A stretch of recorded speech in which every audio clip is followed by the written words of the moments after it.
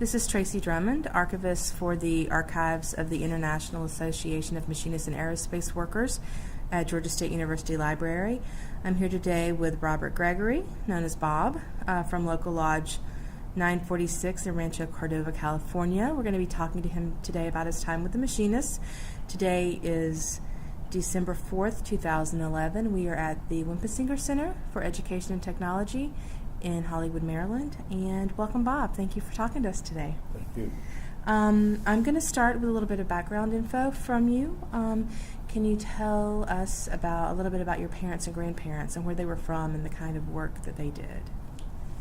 Well, my father was from Colorado, moved to California early in his life, and my mother was from California, and we're basically natives of California. Okay.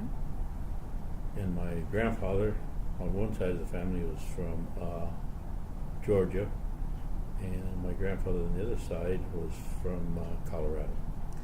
Okay. So what brought them, do you know what brought your families to California? Mainly work. Okay. Do you know what kind of work they did?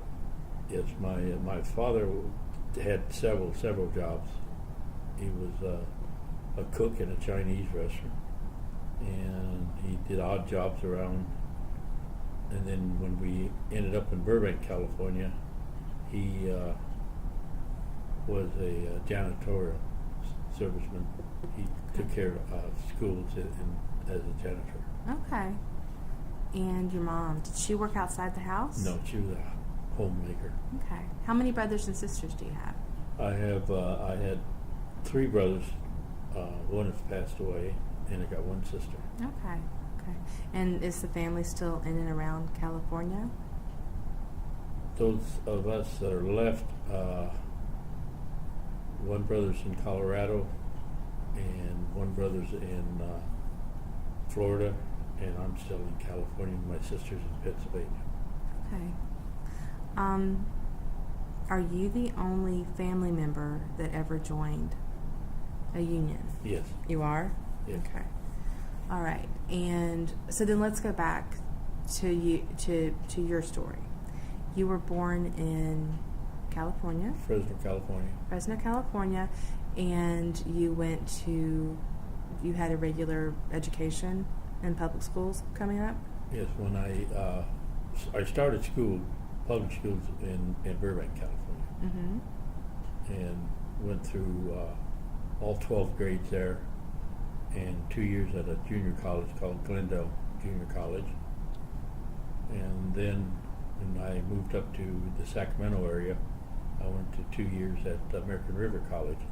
Okay. And what were you studying? First, I was studying for law enforcement. Okay. And then accounting and general education. Okay. And when did you decide to go to work? I mean, were you going to school and working consecutively, or were you trying to finish your education before you got a job, or?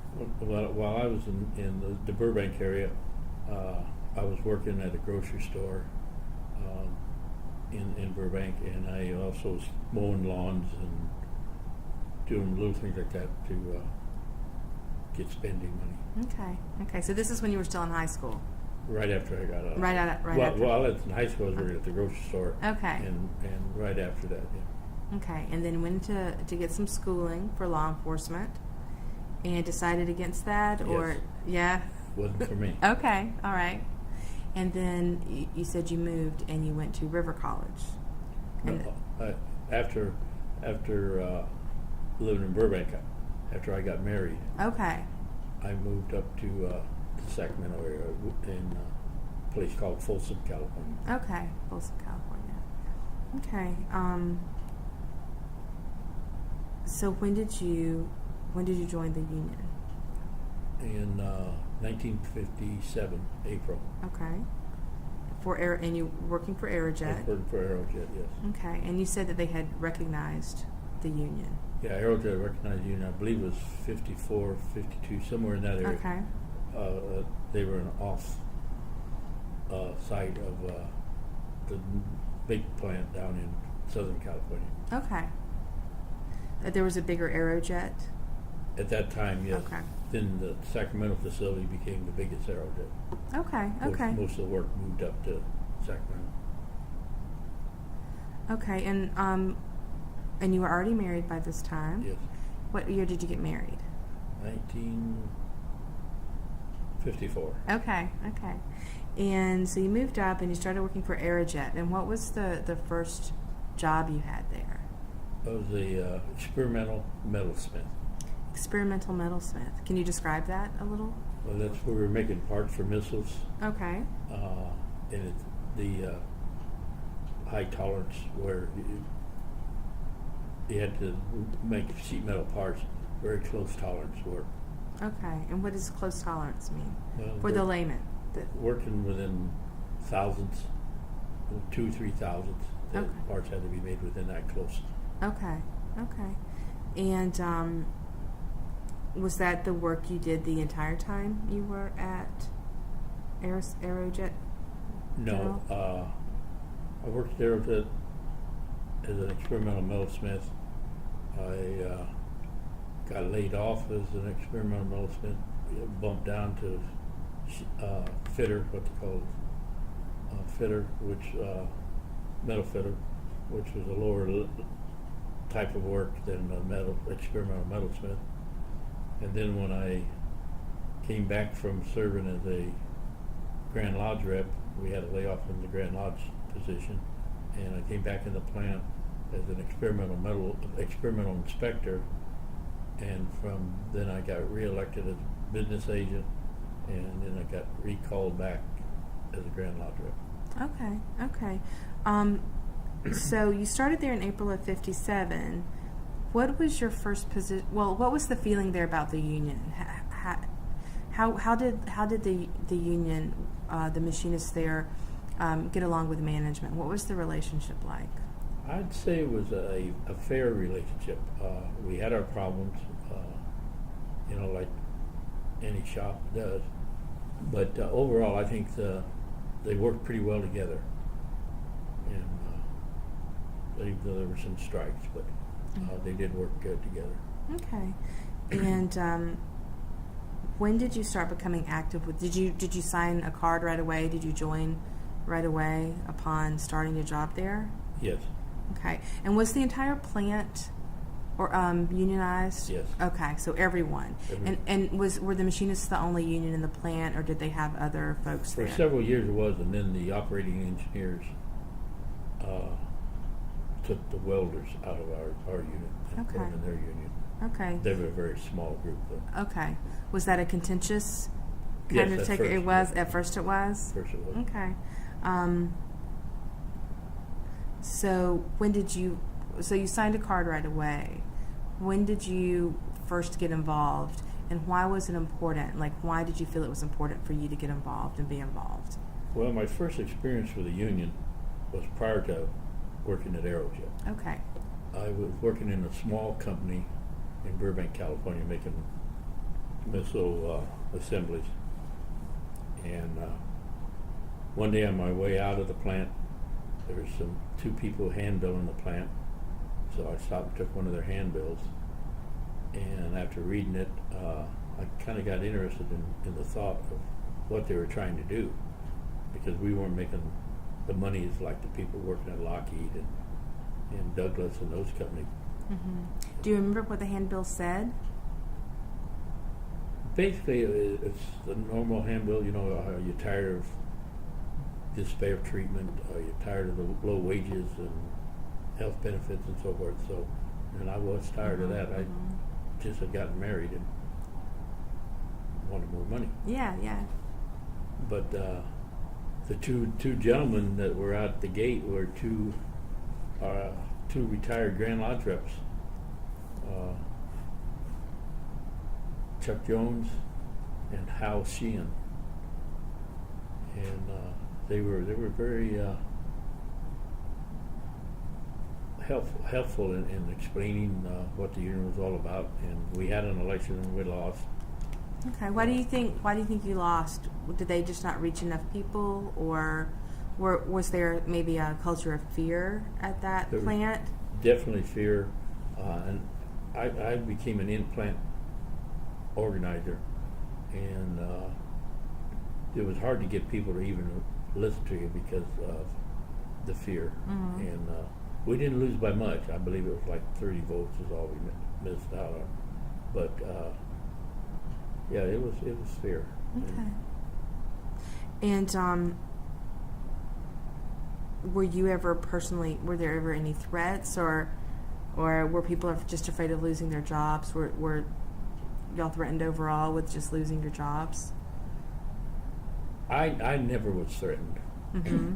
but Even though you were an in-house organizer. yeah, I was kind of the quiet inside organizer. Uh-huh. I didn't step up on a bench and holler and yell or anything like that. I just spoke to individuals Mm-hmm. at individual times. So Okay.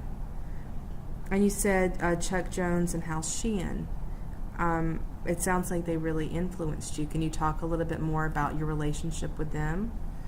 it was a short relationship. I mean, Okay. I think we went to election like within 40 days or something like that. I mean, Mhm. after the cards were Mhm. signed. But yeah, particularly Chuck Jones, he was very skillful in getting his point across. And you know, I didn't think anything about it. You know, it was interesting, but I knew, you know, we were going to be union, so I kind of went to the back of my Mhm. things to do. Okay. And then I got laid off right after that. Okay. So that You think could have that was a been- coincidence? It could have been, you know, the reason why was because they found out I was an insider. Yeah, yeah. But then you moved up to Rancho Cordova Yeah. and started work with Aerojet, and within a year you had a position there within the union. Yes, I became the zone steward, and at that time, a zone steward represented 50 people within their area. Okay. There may have been several different classifications, but Okay. you Well, and how many people did y'all have in the plant at that time? I mean, you said everybody was a machinist then, but how many employees were at the plant at that time? at that time, I think there was around 7,500. 7,500. So that would have been a lot of zone stewards. A lot of And those. were they assigned by shift as well? Yes. Okay. And we had all three shifts working, and many classifications, probably 200 classifications. Okay. So what were some of the ones you remember? Rocket test technician, sheet metal workers, fitters, welders. We had the welders in our unit at that time. Janitors, cafeteria helpers, rocket test technicians, maintenance mechanics, carpenters, all the crafts Okay. in there, and several others. I just can't remember them all now. Yeah, yeah. And it sounds like y'all were making, from what you said, that it was essentially things for the U.S. government, contracts Correct. to the U.S. Yeah. government. And so what was sort of the ultimate end use for some of the products y'all were making? Well, they were making like the Minuteman, the Atlas, several small missiles, launched for destroying tanks and Mhm. boats and whatever. And we had satellite missions where we worked on Titleist and those type of missiles to take people, those type of engines to take people to outer space. Okay.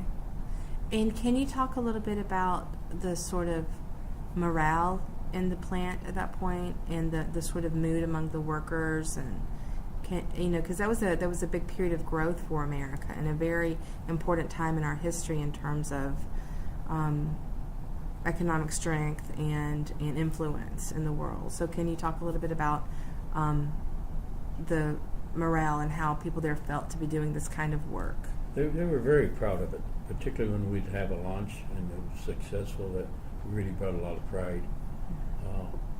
And of course, at that time, the problems with Russia, we were making weapons to help keep them in line, and it was pretty good. We had a good relationship. We had a good relationship with the company, And in Rancho Cordova, when you went home, did you live in a community or neighborhood with a lot of other union members? Did you? I mean, how was the union seen by the community as a whole where you were at that time? There were a lot of people. Like I lived in a little town called, not town really, a little community called Orangeville, and several of my neighbors worked at Aerojet, and around the whole Rancho Cordova area was packed with Aerojet employees, and Folsom, California had a lot of them, and yeah, it was a kind of a tight community. Okay. Aerojet did a lot of things for the community, and of course we were part of that doing, so it was important to all the people. Okay. So, as zone steward, you said you represented about 50 people, and what were the kind of things you would represent? Like, what did that work entail? Well, like misassignment of work, the foreman giving a job to a welder that should have been given to a metalsmith or a fitter, and we had some terminations, not many, because Aerojet was having a hard time keeping employees, getting enough employees. Where were they? Were there just not enough people there at that point? Not enough people with skills to come in and do the work. We had termination cases. We had overtime, lots of overtime cases, where the misassignment of work on overtime, or not letting the low person on the overtime list be asked first, and to work overtime. But basically, those are the main things. Okay.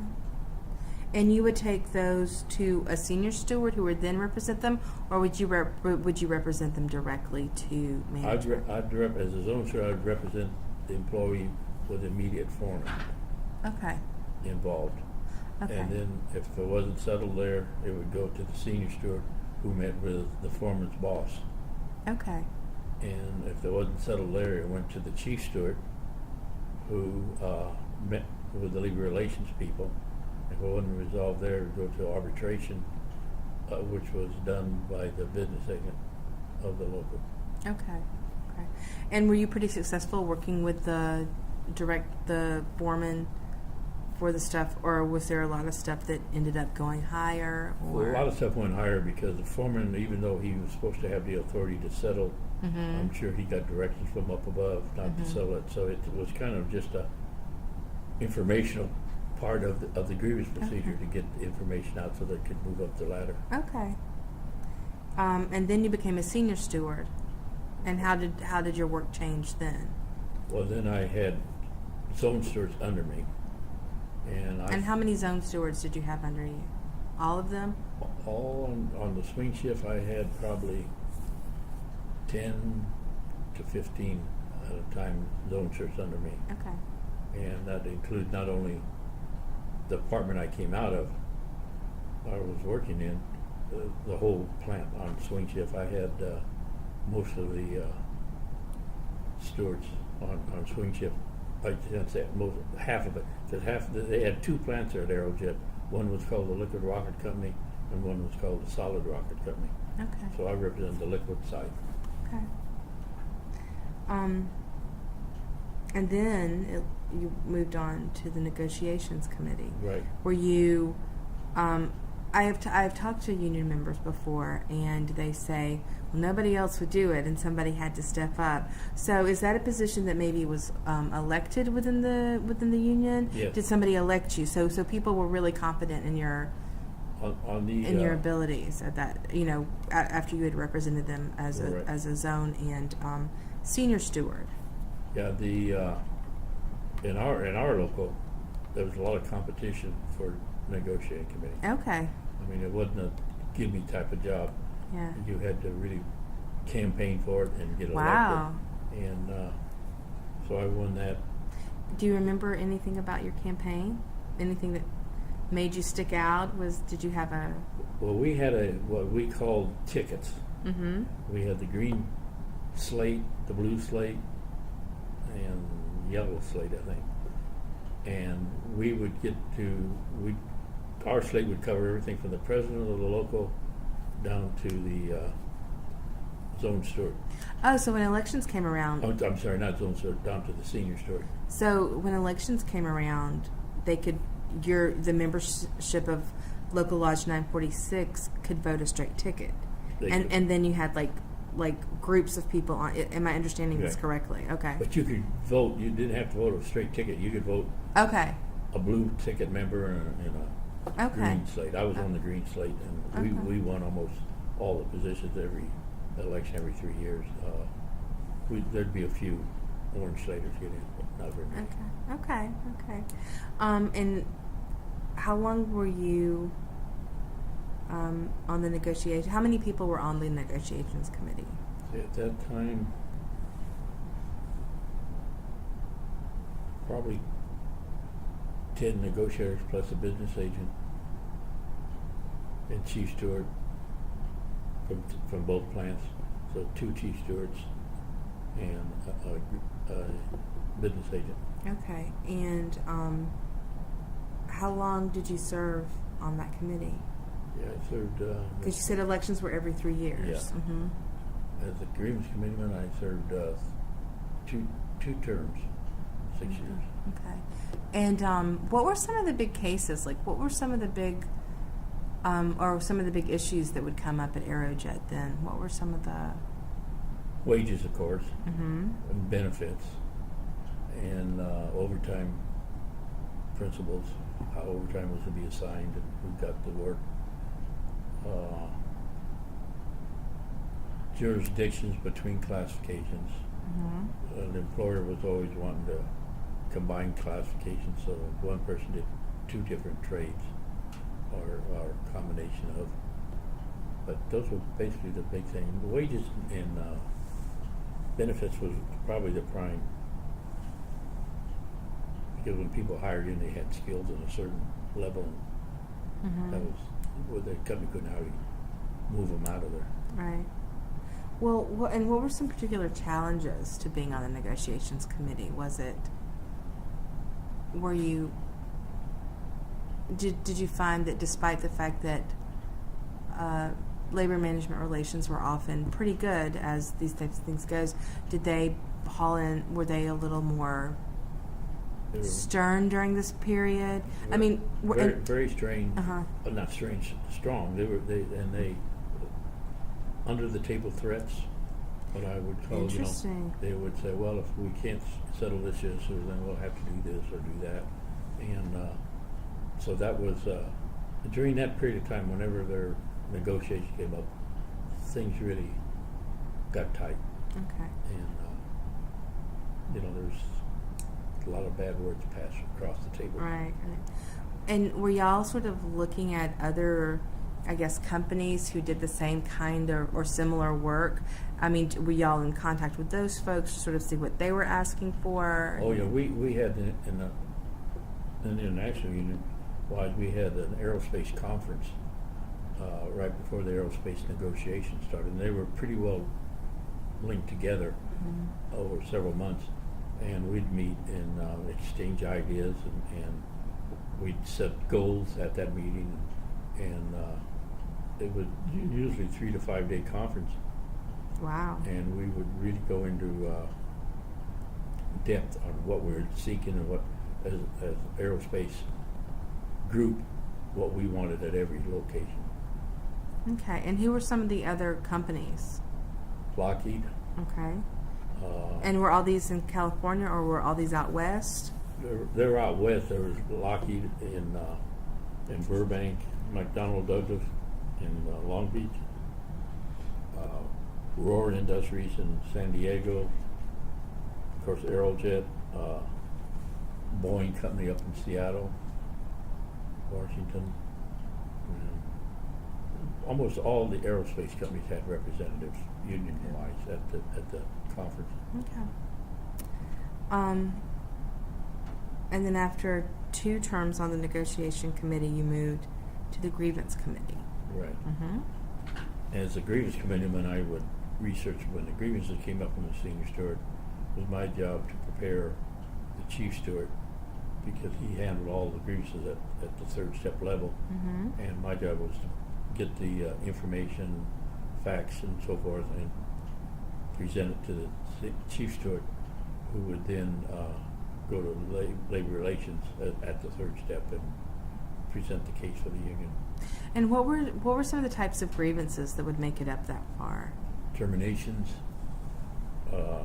job assignments, overtime,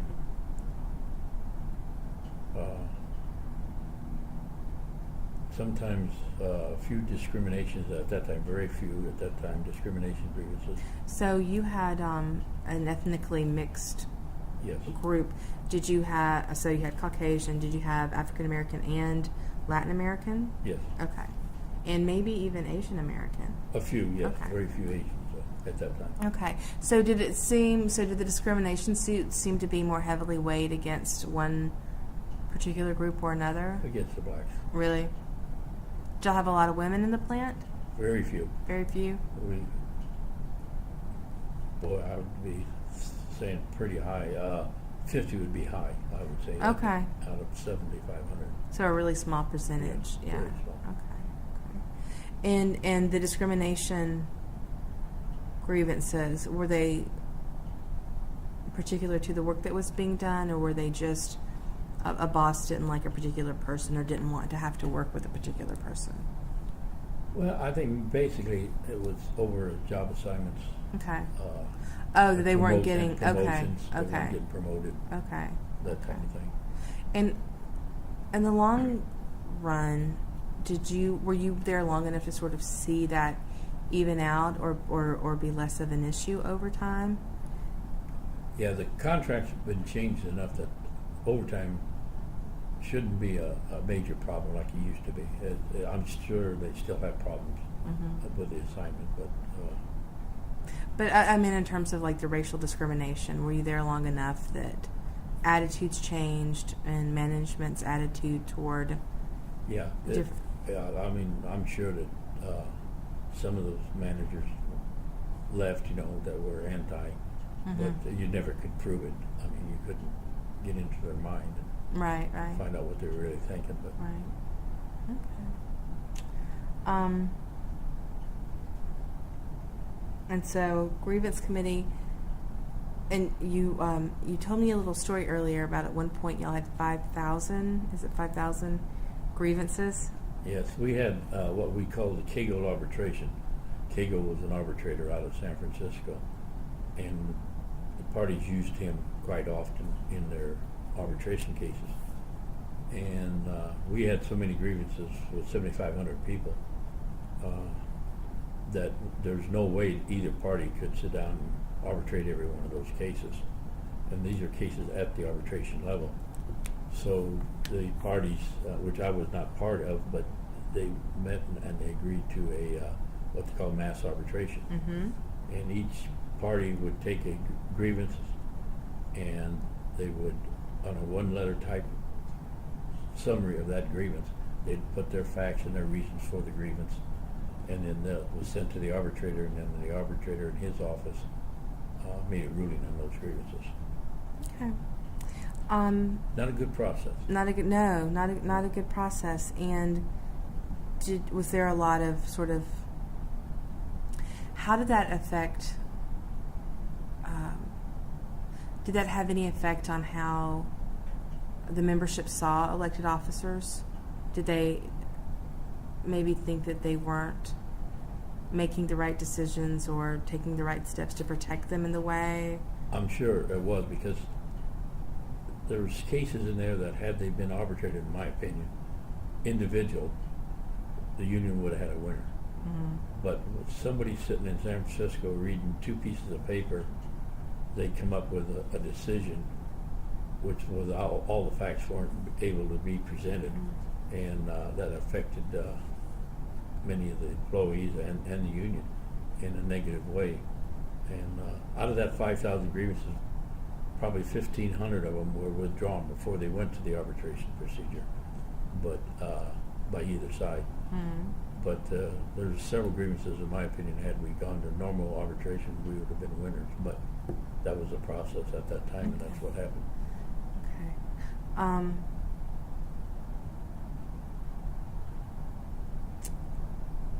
had a question. Give me a second. How far? Okay, my question is this. So y'all were sending all this information to San Francisco. And how far, for those of us that don't know, is Rancho Cordova from San Francisco? About 100 miles. And it's 100 miles south of San West. Francisco, west of San Francisco. Yeah, it's strictly west. Rancho Cordova is 100 miles east Okay. of San Francisco. Okay. And y'all just didn't have any arbitration lawyers or like locally or folks willing to take on your... We had a Grand Lodge rep named Jim Todhunter, who I was one of the persons writing those one-page summaries, and Jim Todhunter was a very knowledgeable Grand Lodge rep, very intelligent man, and he would help, but he was kind of bound by what the contract said or what we thought it said. Okay. And so you did that. You were with Aerojet General Corporation from 57, but in the early 70s, you became the directing business rep. Correct. Right. And so how did that change? Did that change how you worked directly with your local, or was that a more regional or national position? No, it was just local-wise. Oh, okay. So you were still with the local at that Right. point. Okay. And was that another elected position? Yes, it was And 3 years. Okay. And what did you what were your duties in that position?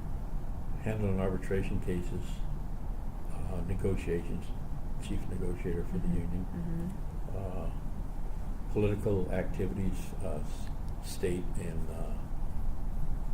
USA type thing, Okay. national,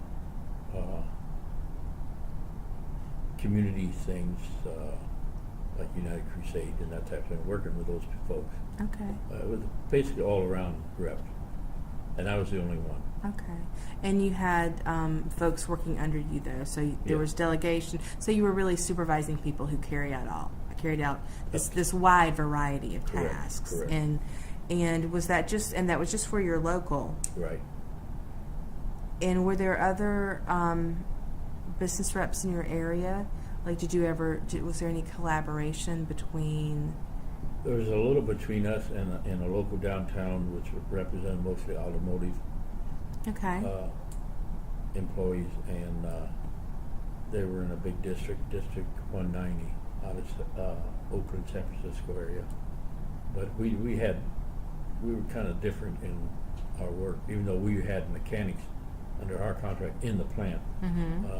They did most of the auto shops and that type of stuff, so we had very little. Okay. Real, but on big issues like affecting the Western Territory or the International Union, we would work together on any of those programs that they might have. Okay. And at that point, you've been active with the union really 15, 16, 17 years. Right. And you must have had a reputation. Looking back, can you speak to what your reputation was, or what you like to think it, perhaps? Well, But if you kept being elected, I mean, certainly people had confidence in you. yeah, So. I always told people when I was running for election that I'd do the best job that I could, and they supported that. Even when I got laid off from the International Union, when I first went on the international staff, I got laid off. I came back, they re-elected me business agent again. Okay. And they knew that I could get recalled back to the international, but they still re-elected me. So I think that my showing at the local level showed that, I was doing the job they wanted done. Okay. So directing business rep in 72, so in 75 that would have wrapped up. And then you became a special Grand Lodge rep. I became a Grand Lodge rep in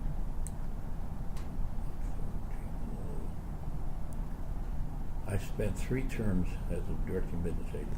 Oh, okay. So that wasn't just 2 terms before I got put on staff, okay. and in almost 1 term. So that would have taken you into the early 80s. Yeah, with that. 82, I believe, is when I became a Grand Lodge rep. Okay. And that was your first time working for the International. Correct.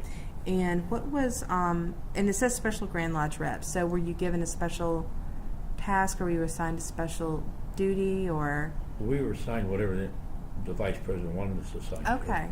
And who was the vice president you worked for? Justin Ostro. Okay.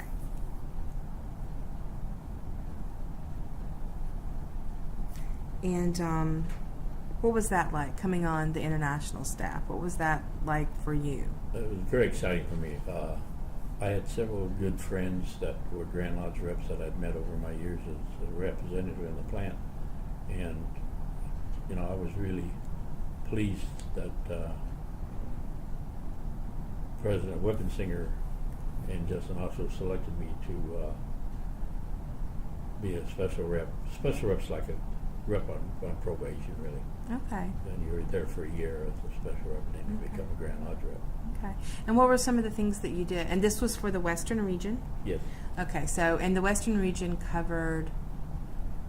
California, Washington, Utah, Hawaii, Alaska,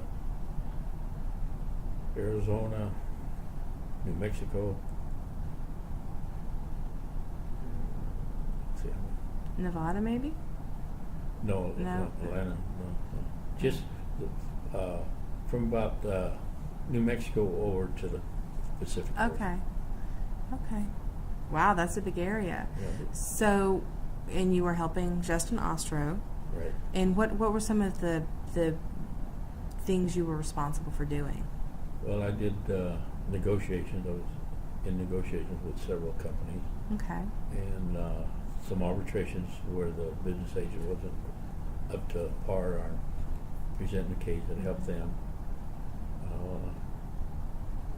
Basically, whatever came up, I was assigned some political assignments, sometimes working on campaigns for candidates. So this was the first time you really traveled a lot then? Yes. For the Machinists. And how, because we haven't really talked about, because I'm sure that, through, as stewards and on the negotiations committee and on the grievance committee, most people know that if you're in a union and you have that level of responsibility, that it's really all you do. And how did that affect your family during all of that time? Because however whatever that was like, I'm sure that once you became the Special Grand Lodge rep, that must have, even if they supported you, that must have It was been tough. more. Yeah. It was tough. I had 2 young boys and a daughter, and I wasn't at home. I was traveling. I had after I became a full Grand Lodge rep, I had Montana assignment representing the whole state of Montana, and I had Arizona, the whole state of Arizona, at another time, and so you're gone from home for at least 2 weeks, and then home for the weekend, and then back down again. Mm-hmm. So it was.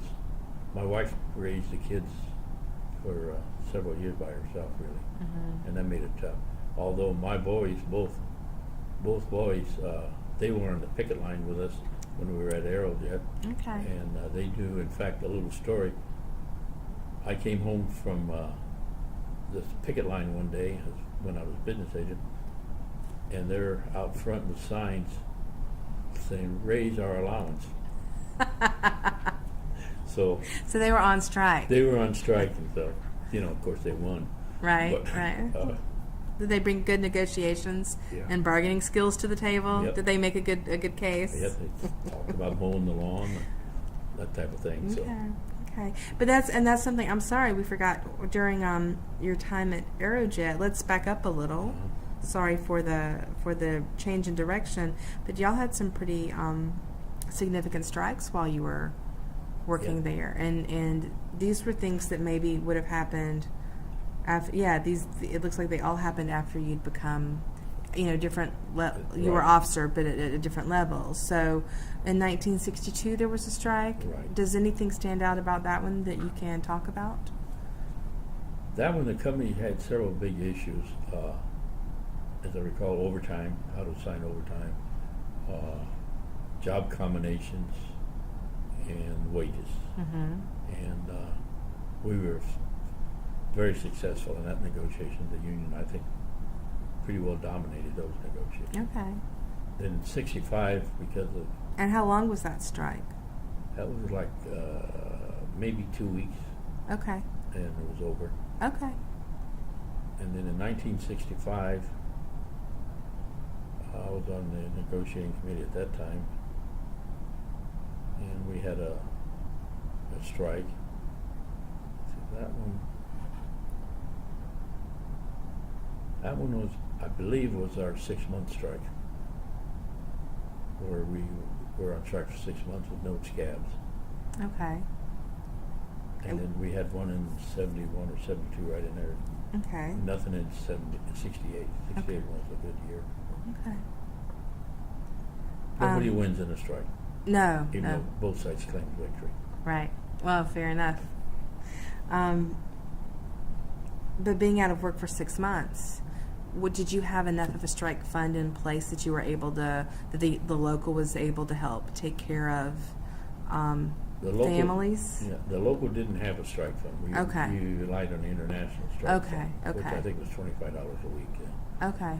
And but yeah, we got we went begging for food and jobs and that type of thing. Mm-hmm. But I think we did a very well good job in getting goods in and stuff and helping our members. Mm-hmm. Evidently, because nobody crossed the picket line. There were no scabs. Right. Excellent. And for a group of, well, by the 60s, had the numbers of employees there started to dwindle? Yes, dramatically. Okay, so when you started there in '57, you said there were like 7,500 employees. So moving forward to like mid '60s and into the early '70s, how had numbers changed? I'd say in '65 there was probably down to 1,500. It dropped dramatically. And what was the cause for that? Lack of contracts for aerospace industry. Okay.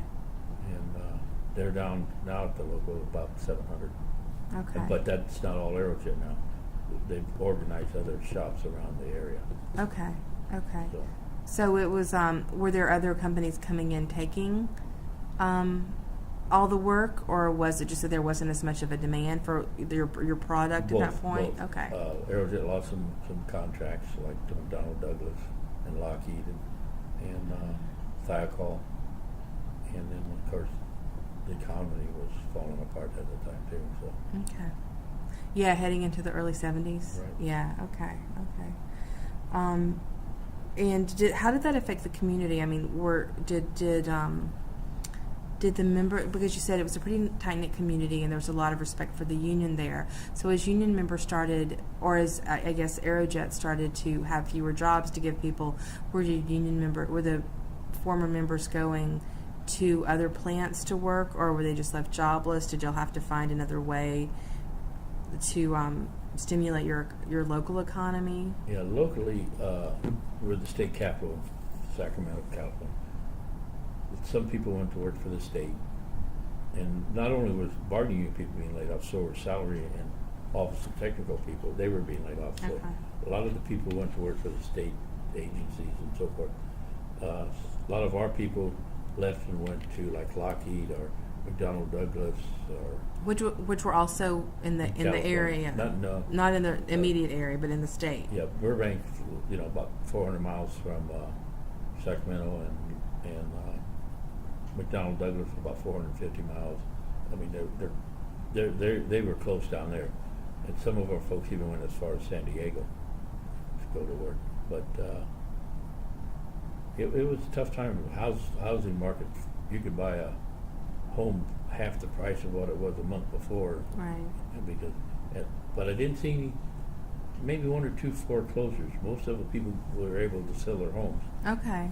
And Was there some other sort of industry coming in then that were bringing people there for a different reason?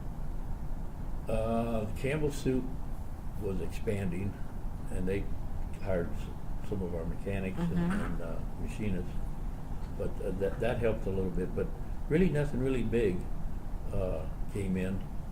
Mather was an Air Force base, and they had a civilian group there. And some of our people went to work for them. McDonnell, which is right there too, was an Air Force base, and a lot of our folks went to work for them. So, if you had a skill, you were in good shape. You could move into one of those positions. Okay. So then,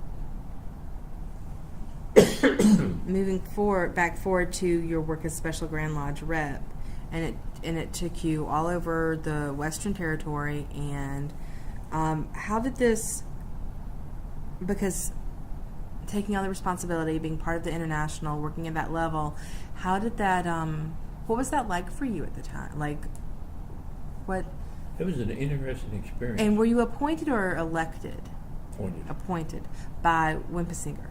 Yeah, well, but I don't really know how that process works upstairs, but I think Justin recommended me to Wimpesinger, but Wimpesinger had the final say. And because you were in his territory, he knew who you were, and he knew all the work you had done over the years. Okay. Right. And so what was that like for you coming on and It was very interesting, and I was, what you call gun-ho. I wanted to do the best job I could, so it was good job. Okay. And it sounds like that got you ready to be the Western General Lodge representative, which came, if you became Special Grand Lodge rep in '82, did you take over for Justin Ostro? Did he move up? How did that work? Justin Ostro stayed on as International Vice President until he retired. Okay. And then General Vice President Lee Pearson took over. Okay. But you're appointed, you're at the will of the General Vice President. Okay. And as General Lodge rep, Grand Lodge rep.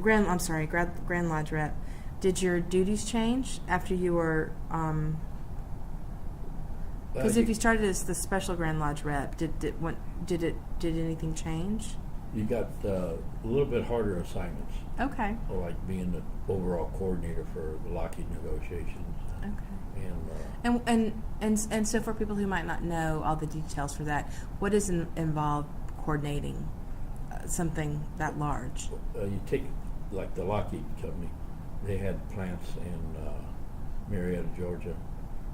They had plants in Texas, and small place up in Oregon. And so when you coordinate the negotiations with all those locations. Okay. And interesting. I mean, you get different type of people think differently at each location. They have different ideas about what a Grand Lodge rep should be doing and not doing. So it was interesting. Okay. And in your final position then with the machinists at the international level was the administrative assistant to General Vice President Lee Pearson, and you were appointed that in '92. But you had mentioned earlier, let me ask about this, I just thought about this. You mentioned at one point you were laid off from the international? Yes. When did that happen?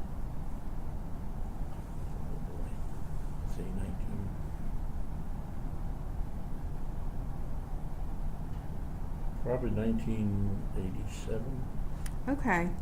Okay. So it looks like your time as Special Grand Lodge rep was interrupted?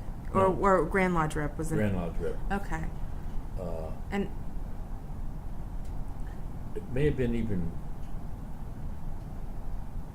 earlier than that, a year earlier than that, but they had a big cutback in the international union. okay. So that's when I had rights back to Aerojet. Okay. And when I went back to Aerojet, I went back in the plant, and that's when I went back as an experimental inspector. Okay. And then But you were welcomed back. I mean, Yeah. and during that time period before, I guess you came on as Grand Lodge rep. Did you? Because you were working the plane again. Did you run for local lodge offices again? I ran for directing business agent. Okay. And won. Okay. And how long did you do that? About 13 months, I believe, and then I got recalled to the International. Okay. Okay. And then I retired from Aerojet after that. Okay. Okay. And then that's when you became administrative assistant. Well, I came back as a Grand Lodge rep. Grand Lodge rep. Okay. For several years, and then when Justin Oslo retired, I became administrative assistant when Lee Pearson went up to vice president. Lee was the administrative assistant Prior to. Okay.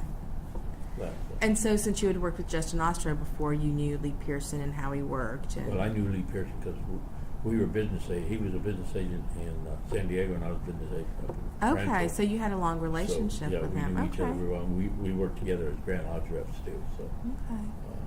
And what was that like, coming to work for someone you'd known and respected? No problem. No problem. No problem at all. And what was that work like compared to being a Grand Lodge rep? Here again, I was the overall coordinator for Lockheed and Boeing, Okay.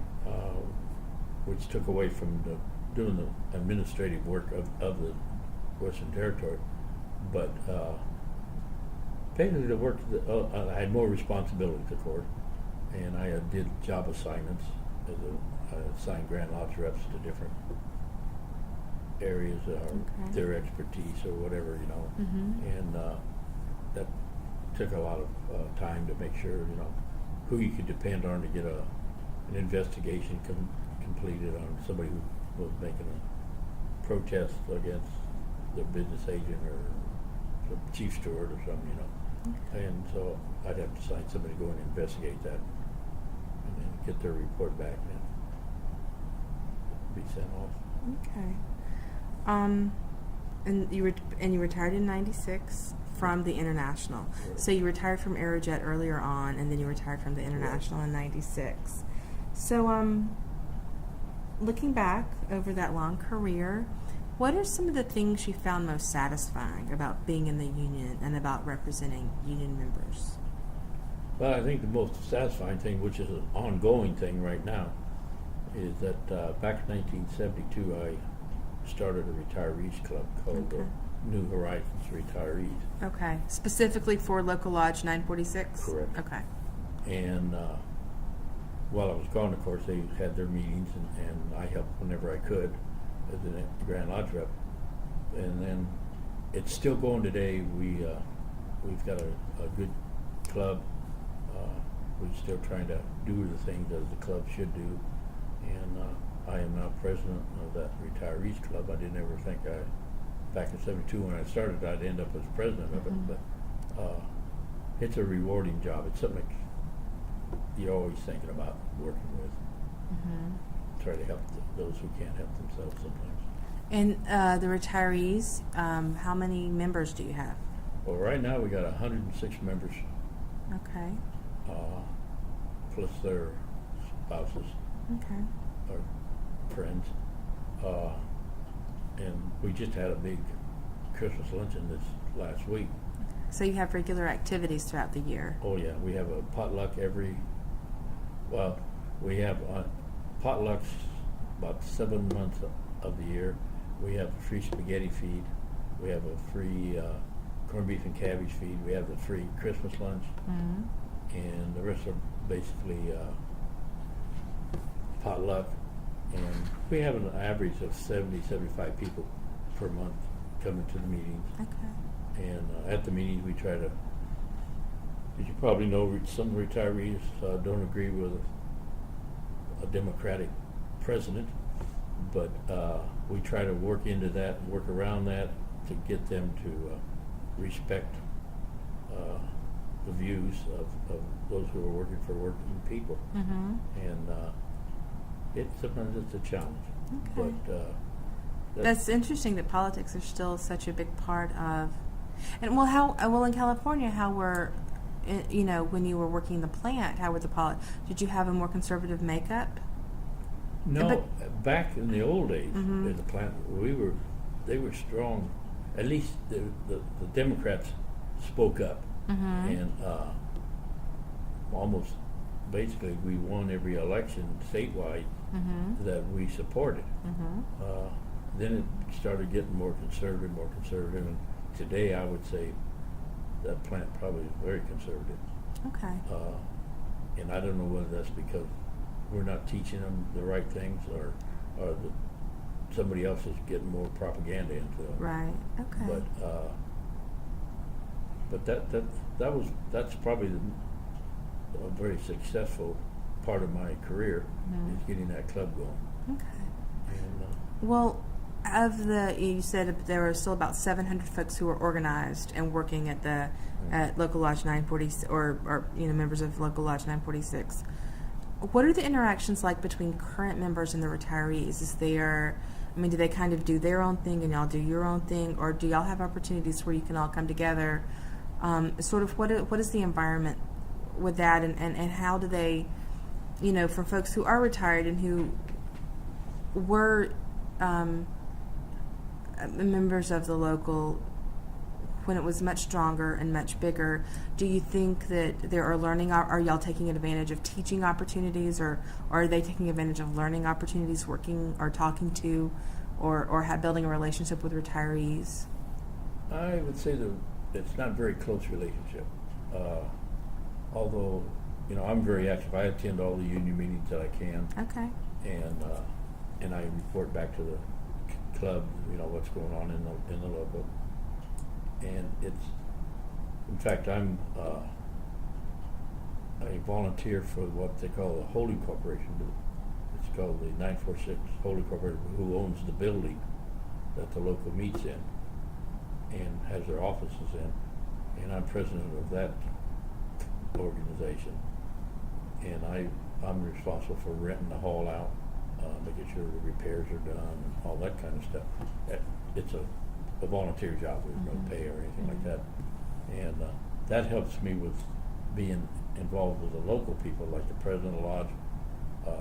We work closely together. The chief steward, we work pretty close together. Business agent and I work real close together. And that group of people are real supportive of the retirees club. Oh, good. Okay. And when I asked the business agent to come speak at a meeting, if he's not in arbitration or something, he's there. Mm-hmm. And the same thing with the president of the local. So we work pretty good together. But Do you feel like attitudes among younger folks in the union?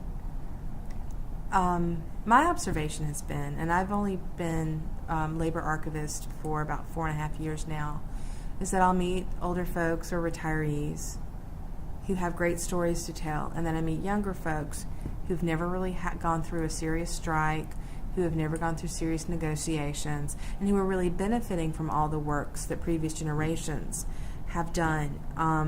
But they've never really had to fight for it, and they can't conceive that things will be taken away if they don't stay strong and stay focused and organized. Do you sort of see some of that being... definitely.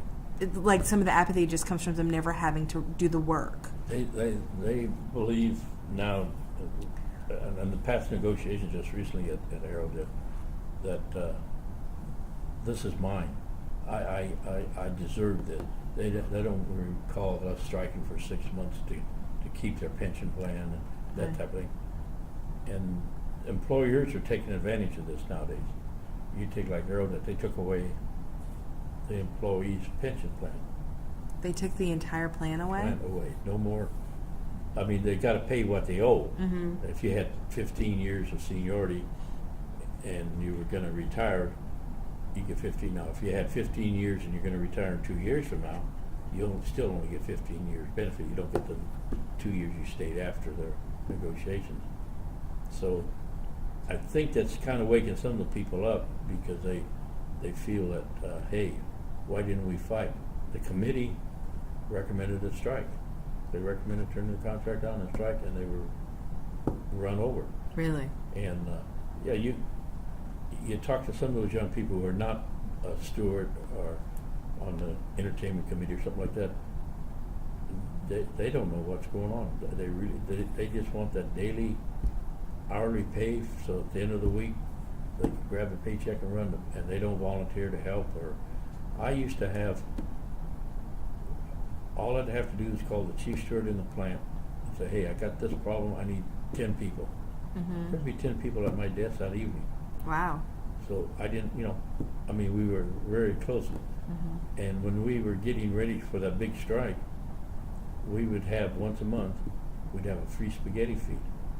The bar took care of the cost of the food and everything, and we'd have a band. One of our members had a Western band, and his band volunteered once a month to come play music for dancing, and we call it "Let's Get Together." Mm-hmm. And that was the theme, and all through the strike and everything was "Let's get together," and we had very successful negotiations.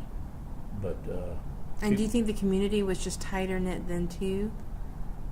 it could have been, although there's a lot of conservative people in that Sacramento area, Mm-hmm.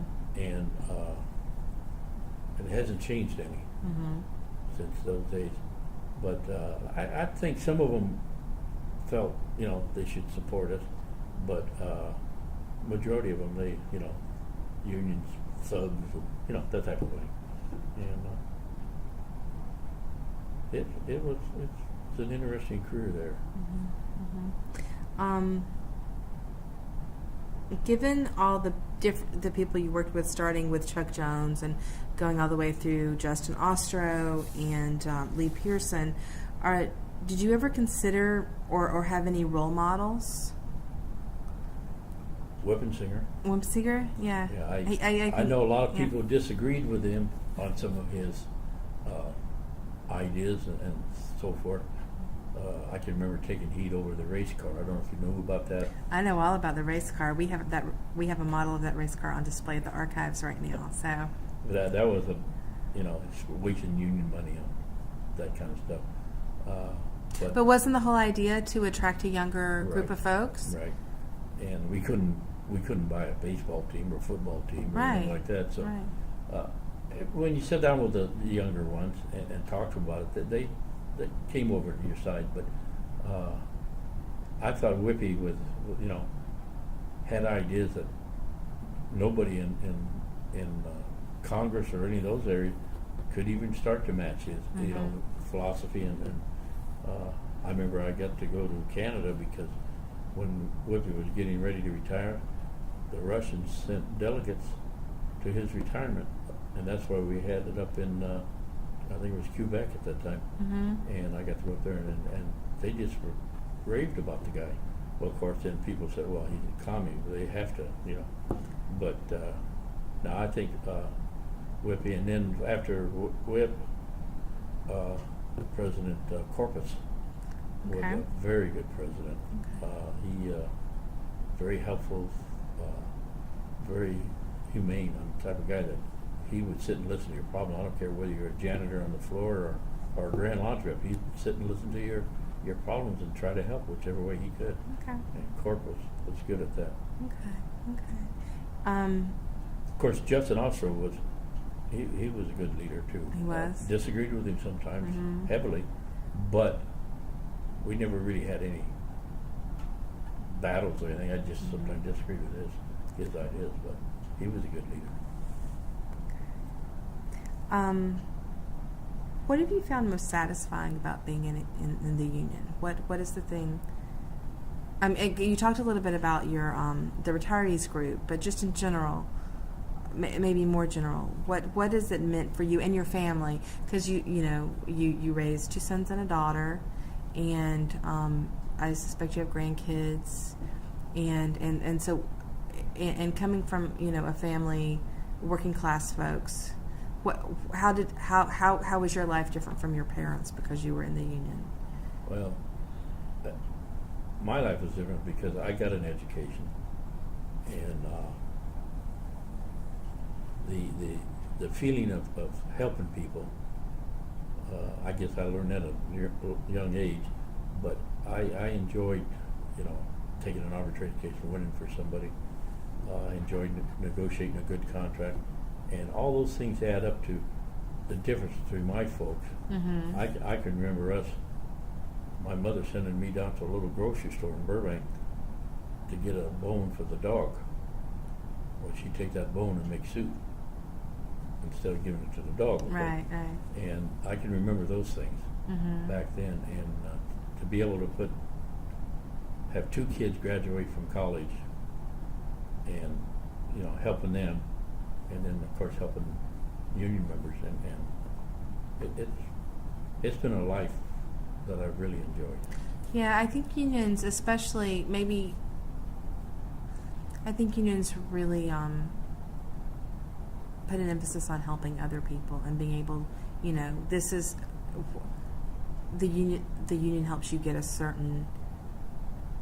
achieve a certain quality of life. Correct. And then with that, the most important thing you can do is give to other people. Right. And and it, like I tell everybody, Corp used to say it all the time. You can retire from your job, but you never retire from your union. Mm-hmm. And that always sticks in your mind, And that's what I'm trying to do today as a retiree, is do things for the people. Even the working people, if they ask for help. That's one thing I don't do, is interfere with the local lodge politics if they come to me, I'll give them advice and so forth. Mm-hmm. But I let them come to me because I don't want them to think that an old timer is trying to run their local. Right. So. Do you ever think you could do it better than what they do? Yeah. All the time. Most of the time. Well, are there any other experiences that you've had as a machinist, as a union member, that you would like to share?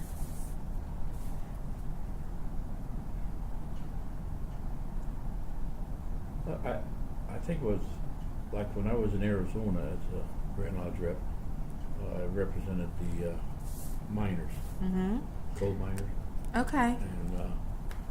And that was an experience because they're a group of people who are so tightly together because their lives depend on every day. Right. And did you ever go down in the mines with them? Once was enough. Once was enough. Yes, in fact, I can't remember the young fellow's name, and most of them were Hispanics that were there that are in the mine, and they took me down. I don't know, I was on about 800 feet or something like that, and you got the little hat on with a little light.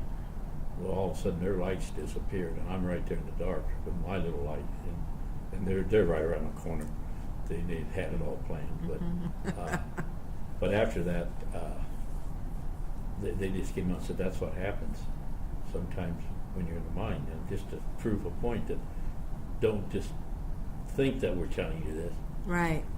Experience it yourself. Right. And that was a good experience on how to put your foot into their footsteps and see what turned them on. Which sort of, off. Yeah, and sort of helped I guess, inform your negotiations or your helping them with that kind of stuff.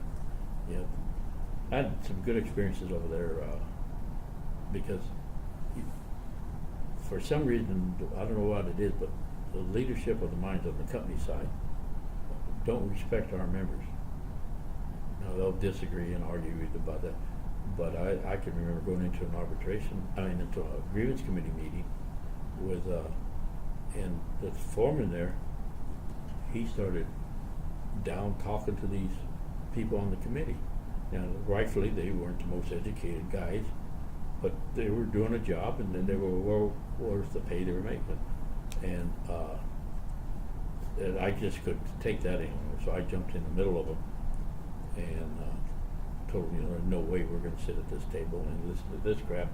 And I went and met with his boss, and his boss came in, sat down at the table, and said, I think it was like 5 grievances we were discussing, and he said, what's your position on this one and why? And I told him, and he was the only guy that I ever met with over there that was right front forward. He granted 3 grievances right there in front of the guys without any more say so. 2 of them, he said, I can't do anything on these. And luckily, those are the 2 I was going to withdraw anyway. Okay. So, we came from an equal mind there. But that was an experience to see how these guys have been going through this harassment type of thing. And after that, I left right after that, not too long, maybe a month or so. But I had talked to the guys, and they said things had really changed since that meeting. And if I went over there, I could have got elected president of their local in a second, but it was a good experience. Okay. All right. Anything else? Can't think of anything. Okay. Well, thank you so much for talking to us. This interview will be added to the research collections at Georgia State University Library. And thank you for your time today. I appreciate it. Thank you. Okay, this is Tracy here with Bob Gregory. We have one more thing to add. You were telling me that there is a Sacramento Classic Car Show. Is that an annual event? Yes. We had our 12th show this year. Okay, and it is coordinated by? Myself. By you? I coordinate all to get letters out to sponsors and to get the DJ and food and all that, Okay. and get the cars registered. And so About how many cars do y'all get? we've averaged, I'd say, just at 100. Okay. And Except for the first year, which I wasn't in charge of it that year. We had 200, almost 300 cars that first year, but we were given good prize money and okay. so brought them in. Okay. And so what's the range of cars? Do you have, what's the oldest car y'all use? Like, do y'all have any Model Ts show up? Yeah, or? we've Okay. had one of those. I'd say right now we're probably getting in the last few years 29 is above the oldest, and most of them in the early 30s, and then up. And we have cars all the way up to present.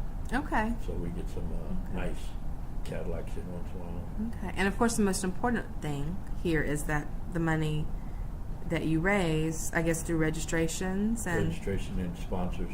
Okay. We got like Aerojet sponsors us, and several companies and individuals. And we got a couple of good individuals that sponsors. Okay. And we brought in like this year 15,300, which went to the Guide Dogs of America at their Okay. annual. And every year the money goes to Guide Dogs of America? Yes. Okay. And how long have y'all been doing this? For 12 years. 12 years now? Okay. And is this are these all machinist cars, or No, this do you, is open to public. but the machinist sort of you work with? Yeah, Okay. we organize it. With the local or with the retirees? Well, the retirees is a sponsor, but Okay. I basically You do it. I do it. And okay. And the local helps out basically the day of the event, and some other little items. Once in a while we can get them. We go to all the other car shows in the area and hand build the cars. Okay. Because you got to keep reminding them to bring their car to our show. Mm-hmm. And if you talk to any of the people who come to our show, they almost everyone says it's the best show in town. Nice. And I don't know why we don't get more than 100 cars. Yeah. But How many folks come? well, actual people, Yeah. we probably have 150 there. 150,000 150 people total. total. That's cars and the driver and their spouse or friend. No. I mean, how many people come to see the cars? Do y'all have Not very many, because I don't know what it is. Okay. I think they think that they're going to have to donate, but we put on their free admission. Yeah, okay. But I think they figure they're going to have to donate something.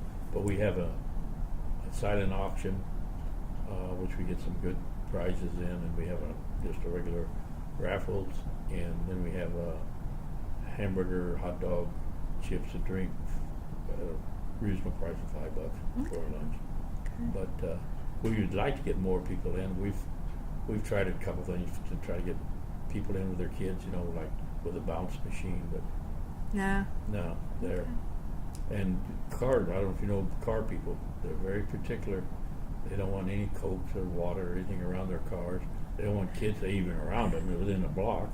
And when you figure you got $50,000 tied up in a old vehicle, you don't want anybody scratching Right. it. So. I can appreciate, as an archivist, I can appreciate that they don't want smudgy hands, Cheeto hands on their interiors. Yeah, snow cone leaning over. Yeah, ice cream cones. Yeah. Okay. All right. Okay. Well, anything else? No, can't think of anything right now. Okay. Excellent.